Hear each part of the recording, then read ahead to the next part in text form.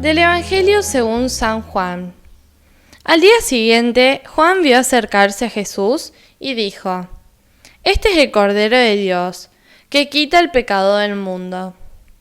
A él me refería cuando dije: Después de mí viene un hombre que me precede, porque existía antes que yo. Yo no lo conocía, pero he venido a bautizar con agua para que él fuera manifestado a Israel. Y Juan dio este testimonio: He visto al Espíritu descender del cielo en forma de paloma y permanecer sobre él. Yo no lo conocía, pero el que me envió a bautizar con agua me dijo: Aquel sobre el que veas descender el Espíritu y permanecer sobre él, ese es el que bautiza en el Espíritu Santo. Yo lo he visto y doy testimonio de que él es el Hijo de Dios. Hola amigos y amigas. Frente a circunstancias adversas de la vida, muchas personas explican todo esto diciendo: y bueno, fue el destino. Y nos preguntamos, ¿pero acaso hay un destino marcado para cada uno? ¿Acaso somos una marioneta manejada por este destino? Tendremos que escuchar al poeta. Antonio Machado dice: caminante no hay camino, camino se hace al andar. Claro que nosotros como cristianos podríamos decir junto con el poeta: caminante ya hay camino, y al mismo tiempo camino se hace al andar. ¿Por qué caminante ya hay camino? Porque para el cristiano Cristo es el camino. Él lo ha dicho, Jesús ha dicho: yo soy el camino. Pero el cristiano es alguien que se va haciendo discípulo. El discipulado es un camino. Por eso caminante ya hay camino, y al mismo tiempo camino se hace al andar. Por eso no hay un destino marcado para cada uno, a la manera de unas fuerzas que manejen la historia de cada persona. Y frente a esto nos preguntamos: ¿pero qué sucede con aquellas cosas que nos pasan y que nosotros no las hemos buscado? Y entonces aquí podríamos decir con Ortega y Gasset: yo soy yo y mis circunstancias. Ciertamente el hombre dialoga permanentemente con circunstancias de la vida que él no ha elegido del todo. No hay ninguna página de la Sagrada Escritura en la que no aparezca de un modo o de otro el tema de la vocación. Nosotros somos llamados por Dios a una tarea, a una misión. Esto no significa entonces el destino, en este sentido de destino como fuerzas extrañas que nos manejen. Vocación es aquello que Dios ha pensado para cada uno de nosotros. Dios llama a un pueblo, escoge este pueblo de entre todos los pueblos de la tierra. Luego vemos en la Biblia que Dios llama a Abraham, a Moisés, a los profetas. Y esta vocación es siempre para una misión que tiene que cumplir, un plan de salvación que tiene que alguien llevar a cabo. Por lo tanto, cada persona tiene una función, una tarea que cumplir. Hay un bonito cuento del padre Mamerto Menapache, se llama El científico y la rosa, y entonces, frente a una planta, una rosa, el científico va a estudiar lo que le sucede a la planta porque anda con ciertos problemas a la hora de dar las flores, y entonces el científico puede descubrir cuáles son las dificultades que la planta tiene, pero no solo la cosa termina ahí, sino que es necesario ver para qué el jardinero ha puesto ahí a la planta. Y este cuento termina diciendo: al médico podrás preguntarle sobre los porqués de tu dolor, al psicólogo sobre la raíz de tus traumas, al historiador y al sociólogo el pasado que te condiciona. Pero el para qué fuiste llamado a la vida aquí y ahora, eso tenés que preguntárselo a Dios. Jesús decía: mi Padre es el jardinero. En el libro del profeta Oseas se dice: de Egipto he llamado a mi hijo. Entonces, el profeta Oseas tiene esta certeza de que Egipto es la tierra desde donde llamó a este pueblo Israel.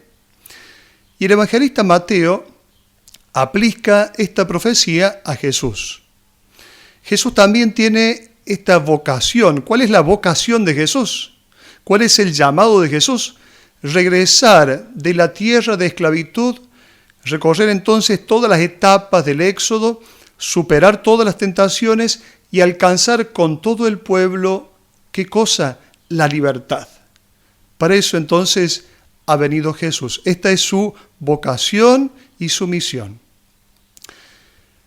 Vamos un poquito al Evangelio de hoy. Los 3 evangelios sinópticos inician con el relato de la vida pública de Jesús, recordando el bautismo de Jesús. En cambio, Juan parece que ignora este episodio, sin embargo, dedica mucho espacio al Bautista, a Juan el Bautista. Y más que presentarlo como precursor, lo presenta como el testigo de la luz. El testigo de la luz. El hombre enviado por Dios a dar testimonio de la luz. El Bautista muestra haber intuido la identidad de Jesús, porque lo vemos en el Evangelio de hoy. ¿Cómo ha llegado a descubrir esta identidad de Jesús? Bueno, Juan presenta a Jesús como el Cordero de Dios. Nunca en todo el Antiguo Testamento una persona ha sido llamada Cordero de Dios. Juan, que es un israelita piadoso, sabe que cuando un israelita escucha esta expresión Cordero, entonces ya hay algunas referencias del Antiguo Testamento. Al oír entonces la palabra Cordero, los oyentes habrían ya intuido inmediatamente la alusión ¿a qué? Al Cordero Pascual, cuya sangre puesta sobre los dinteles de las casas en Egipto habría librado a sus padres de la masacre del exterminador. Dice el libro del Éxodo, en el capítulo 12, Dios pasó por alto, y aquí está la palabra Pascua.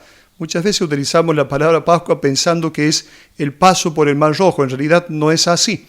La palabra Pascua está ligada a esto, al paso, al hecho de que pasó por alto el exterminador. Dios entonces pasó por alto, de aquí la palabra Pascua, las casas de los hebreos, porque los dinteles y los marcos de las puertas estaban pintados, rociados con la sangre de un cordero sacrificado. Esto lo dice el libro del Éxodo en el capítulo 12. Vamos a ir viendo de qué se trata este cordero pascual. El Bautista entonces ha intuido el destino de Jesús. Un día sería inmolado como aquel cordero y su sangre habría quitado a las fuerzas del mal la capacidad de hacer este mal y este daño. Esta práctica de rociar los dinteles con la sangre del cordero es una práctica que está inspirada en las costumbres de los pastores. Antiguamente los pastores, una costumbre arcaica, los pastores rociaban los dinteles de las puertas para alejar el espíritu maligno. Esto era un rito, podríamos decir, mágico, atropopaico, que significa, esta palabra apotropaico, significa alejar. Y entonces es un rito que habla de el alejar los espíritus malignos, como aquel que a veces usa la sal, por ejemplo, para alejar los espíritus malignos, para alejar el mal. Bueno, es un rito, podríamos decir, con características mágicas.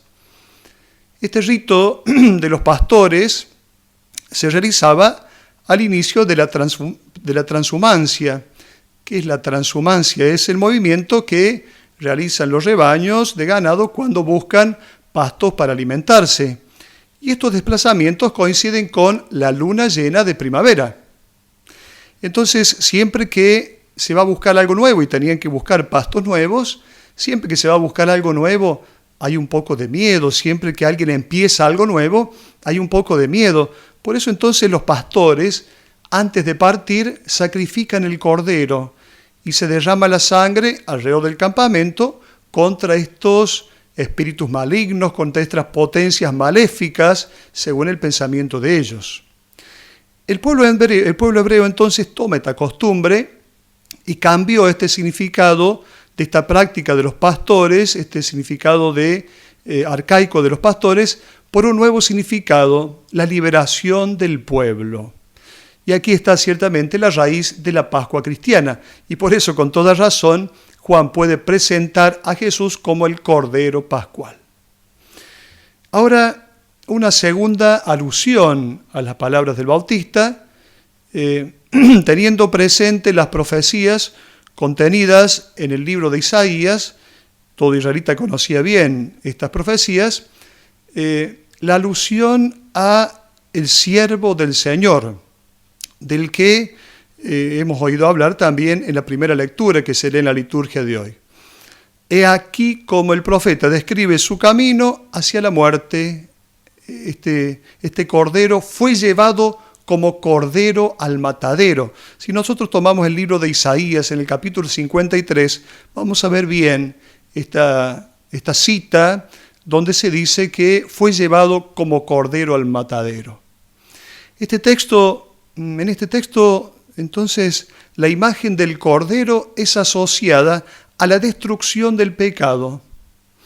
Sin embargo, no va a eliminar el mal concediendo una especie de amnistía o olvido, sino que lo va a vencer introduciendo en el mundo un dinamismo nuevo, una fuerza nueva, una fuerza irresistible, que es su espíritu, que llevará a los hombres al bien y a la vida. El Bautista finalmente tiene en su mente una tercera resonancia bíblica. El cordero también asociado al sacrificio de Abraham. Recordamos cuando Abraham lleva a su hijo Isaac a sacrificar. Isaac, mientras caminaba junto con su padre hacia el monte, pregunta: acá tenemos la leña, tenemos el fuego, pero ¿dónde está el cordero para el holocausto? Y Abraham, que va a responder: Dios mismo proveerá el cordero, en el libro del Génesis capítulo 22.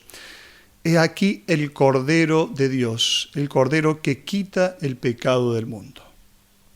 Claro, en este punto ya podríamos preguntarnos si de verdad el Bautista Juan habría tenido presente todas estas alusiones bíblicas cuando dijo: aquí está el Cordero de Dios. Bueno, él quizás no, pero ciertamente lo tenía presente el evangelista Juan, que quería ofrecer una catequesis a los cristianos de sus comunidades y también a nosotros. El texto que acabamos de leer continúa diciendo que el Bautista ha visto al Espíritu descender del cielo en forma de paloma y permanecer en Jesús este Espíritu. Es importante que el Espíritu es visto no solo que desciende sobre Jesús, sino que permanece en Él. Y esto es importante. ¿Por qué? Porque en el Antiguo Testamento se habla muchas veces del Espíritu de Dios que toma posesión de ciertos hombres para darle una fuerza, pero este Espíritu viene no de forma permanente, sino de forma provisoria. Permanecen esas personas hasta que han llevado a término su misión, después las deja. En Jesús, en cambio, el Espíritu permanece de modo duradero, estable. Y la estabilidad en la Biblia es atribuida a Dios. Y se utiliza la imagen de la paloma. La paloma ciertamente habla de permanencia. ¿Por qué? Porque la paloma siempre vuelve a su nido. De hecho, cuando uno envía palomas mensajeras, sabe la paloma mensajera volver a su nido. El Espíritu de Dios se siente en su casa, en Jesús. Está en su lugar propio, en Jesús. Permanece en Él. No solo es una cuestión provisoria, sino que permanece en Él. Por eso nosotros, íntimamente unidos a Cristo, como los sarmientos a una vid que está llena de savia, nosotros los cristianos, los creyentes, podemos producir verdaderos frutos. Vamos a recibir esta estabilidad, esta permanencia, esta estabilidad del bien que es propia de Dios. ¿Por qué? Porque el mundo pasa, dice la primera de Juan, el mundo pasa con su codicia. Quien hace la voluntad de Dios permanece para siempre. Hasta la próxima.